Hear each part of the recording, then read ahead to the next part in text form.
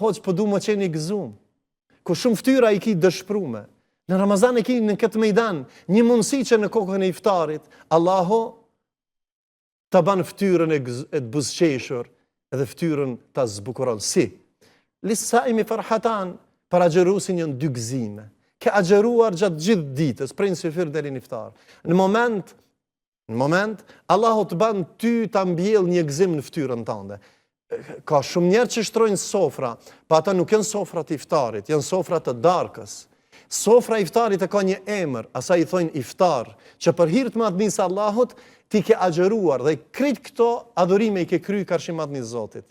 Allahu ta instalon një vlerë, një bukuri, një gëzim në zemrën tënde apo në ftyrën tënde. Kjo është mirësi që nuk e shijon pos se agjerusi. Ama çka thot profeti sallallahu alajhi wasallam? Kjo është një gëzim i kësaj bote. Ndërsa lisaimi farhatan e para është në këtë botë në iftar dhe e dyta kur ta takosh madhninë e Allahut. Allahu na mundsoft që takojmë madhninë e Allahut dhe ta shohim ftyrën e Allahut në ditën e Kiametit. Amin. E po si ja ke mësy me pa ti ftyrën e Zotit dhe me dal faqe bardh, kur ti në udhubillah e ka në faqezi në këtë botë nuk e agjeru. Ja ke kthy shpinën në xhamisë, ja ke kthy Kur'anit, ja ke kthy adhurimeve të shumta dhe ke qenë neglizhent në adhurimet e Zotit.